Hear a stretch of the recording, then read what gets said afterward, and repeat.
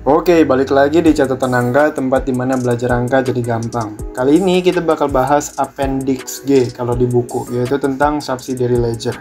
Video ini nggak bakal lama, jadi langsung aja kita masuk ke materinya. Let's go! Apa itu subsidiary ledger? Secara definisi, dia diartikan sebagai buku besar pembantu yang dibuat karena suatu transaksi sering terjadi.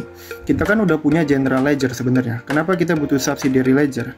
Yaitu untuk memisahkan jenis-jenis transaksi yang sering terjadi di suatu perusahaan, baik itu perusahaan manufaktur, dagang, ataupun perusahaan jasa. Nah, dua jenis transaksi yang paling umum terjadi adalah transaksi piutang dan transaksi hutang. Karena itu, dua jenis transaksi ini dipisahkan. Ledgernya itu dipisahkan secara tersendiri menjadi buku besar pembantu piutang dan buku besar pembantu hutang. Manfaatnya apa? Pertama, untuk memisahkan transaksi masing-masing customer atau supplier. Kuncinya adalah masing-masing. Jadi, satu supplier punya satu subsidiary.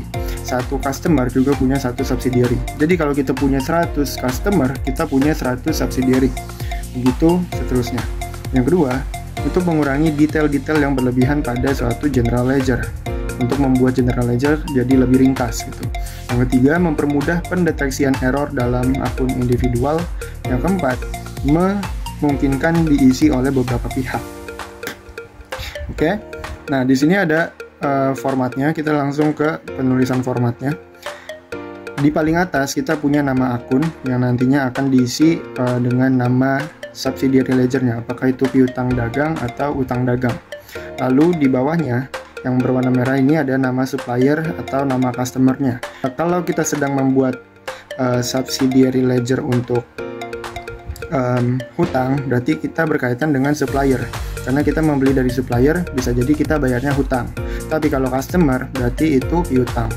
Karena customer beli dari kita, mungkin saja mereka bakal berhutang. Jadi membelinya secara kredit. Lalu di sebelah kanan atas ada nomor akun. Ini kalau ada nomor akunnya boleh diisi. Lalu untuk tabelnya kita butuh 1, 2, 3, 4, 5, 6 kolom. Paling kiri ada tanggal, sebelahnya ada keterangan, lalu ada referensi. Ini diisi dengan kode jurnal khusus dan halamannya. Jadi jurnal khusus itu kan ada 4 ya. Yang pertama ada jurnal pembelian atau purchase, kodenya adalah P. Lalu ada jurnal penjualan atau sales, kodenya adalah S. Ada jurnal penerimaan kas atau cash receive, kodenya CR. Dan ada jurnal pengeluaran kas atau cash payment, kodenya CP. Lalu di sebelahnya ada debit, ada kredit, dan ada balance. Nah, ini ada catatan tentang hubungan jurnal dan buku besar. Di sini ada 2 poin. Yang pertama, semua transaksi yang terjadi di dalam jurnal umum ini harus direcord ke dalam buku besar. Semuanya ya, semua jenis transaksi yang ada di jurnal umum harus direcord ke buku besar. Tapi untuk jurnal khusus atau special journal, nggak semua transaksi yang terjadi di sini harus dimasukin ke subsidiary ledger. Nggak semuanya. Tapi hanya transaksi-transaksi yang berkaitan dengan pembelian, penerimaan kas, penjualan, dan pengeluaran kas. Lainnya daripada itu nggak perlu masuk ke dalam subsidiary ledger. Oke, biar makin paham, kita langsung masuk ke pembahasan masing-masing tipe subsidiary ledgernya ya. Yang pertama, buku besar pembantu untuk piutang. Untuk jenis yang pertama ini, datanya, sumber datanya itu ada 2, yaitu dari jurnal penjualan dan juga dari jurnal penerimaan kas.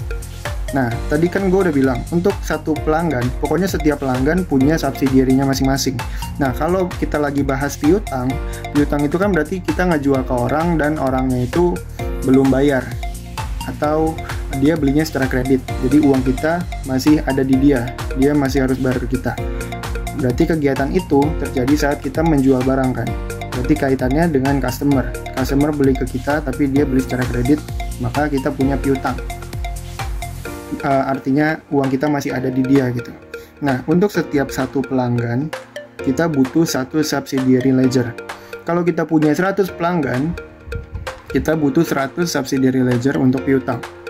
Nah, di sini ada 3 contoh transaksi. Yang pertama, tanggal 5 April 2019, terjadi penjualan kredit ke PT Abah sebesar Rp200.000 dengan terminnya 3/10 dan N/30 dengan nomor faktur 311 dan HPP atau COGS Rp75.000. Berarti kita buat dulu nih formatnya. Kayak yang tadi gue udah kasih tahu, paling atas itu ada nama akunnya, yaitu piutang dagang. Di bawahnya ada nama customer, yaitu PT Abah. Nomor akun karena nggak dikasih tahu, kita kosongin.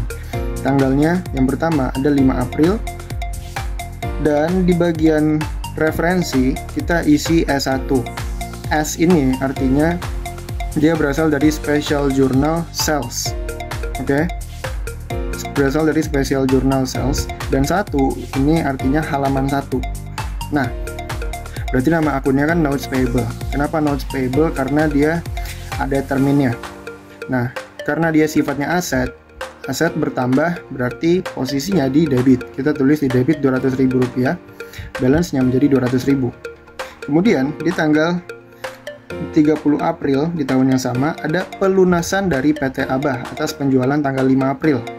Jadi yang tadi udah dibeli Rp200.000, kan dia ngutang dulu, sekarang dibayarin sama dia di tanggal 30 April. Nah, referensinya kita isi CR1. CR ini artinya cash received. Jadi kali ini kita bukan menjual, tapi kita menerima uang dari penjualan di tanggal 5 April kemarin. Dan 1 ini adalah halaman di special journalnya. Nah, Rp200.000 yang tadinya di debit sekarang udah dibayarkan, berarti berkurang saldonya. Berkurang saldo aset berarti di kredit Rp200.000. Sekarang balance-nya berarti 0. Oke. Lalu transaksi yang ketiga, tanggal 5 Mei di bulan berikutnya ya, ada penjualan secara tunai ke PT Abah Rp75.000 dengan HPP Rp35.000. Nah, ini perlu kita catat di subsidiary ledger piutang nggak perlu, karena dia penjualannya secara tunai. Jadi yang kita catat di sini adalah transaksi-transaksi yang transaksi penjualan yang terjadi secara kredit dan pelunasannya aja. Tapi kalau dia penjualannya tunai, dia nggak perlu dimasukin. Jadi semisal tadi di transaksi pertama 5 April si Abah belanja ke kita Rp200.000 secara tunai, berarti kita nggak perlu bikin entry ini. Karena yang 5 April nggak ada entry-nya, berarti 30 April juga nggak bakal ada entry-nya. Karena dia mau ngelunasin apa? Orang udah langsung lunas kok di tanggal 5 April gitu. Lanjut. Yang kedua, subsidiary ledger untuk hutang. Kali ini dia sumbernya ada 2 juga, yaitu dari jurnal pembelian dan dari jurnal pengeluaran kas. Di sini ada beberapa poin, yaitu subsidiary ledger untuk hutang berisi transaksi hutang dan pelunasan hutang dari satu pemasok. Ingat ya, di sini transaksi hutang dan pelunasannya. Jadi kalau kita belanja ke toko lain secara tunai, kita nggak perlu bikin entry-nya. Nah, di sini ada catatan, kalau ada 100 pemasok, berarti ada 100 subsidiary ledger.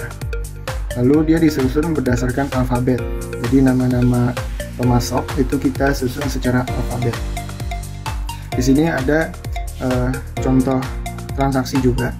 Yang pertama, di tanggal 5 April 2019, PT Emak, yaitu nama PT-nya kita, membeli barang dagang ke PT Abah secara kredit sebesar Rp300.000. Langsung kita masukin ke subsidiary ledger-nya. Di sini nama akunnya berubah jadi hutang dagang, dan nama pemasok ya, di sini jadi pemasok. Kalau di atas tadi nama customer, di sini nama pemasok. Nama pemasoknya adalah PT Abah, nomor akunnya kadang nggak dikasih tahu, kita kosongin. Kita tulis entry-nya 5 April, ref-nya kita isi P1 karena berasal dari Special Journal Purchase di halaman 1. Nah, ini kan kita hutang. Hutang itu kan liability. Kalau bertambah posisi di kredit sebesar Rp300.000, berarti balance-nya adalah Rp300.000. Lanjut transaksi kedua, 12 April 2019, PT Emak bayar lunas hutang kepada PT Abah dengan menggunakan cek 24567. Langsung aja, isi tanggal 12, ref-nya adalah CP1, yaitu cash payment di halaman 1. Karena kreditnya tadinya Rp300.000, kita bayar lunas, berarti di sini kita tulis di debit Rp300.000. Sekarang balance-nya menjadi 0. Oke, segitu dulu pembahasan materi buat subsidiary ledger. Memang cuma ada 2 jenis subsidiary ledger, memang nggak banyak. Nanti habis ini kita bahas latihan soalnya di video berikutnya. Segitu dulu. Kalau merasa terbantu boleh bantu dengan like, kalau ada pertanyaan boleh di komen, juga boleh bantu dengan subscribe. Segitu dulu, kita ketemu di video berikutnya. Thank you, dadah.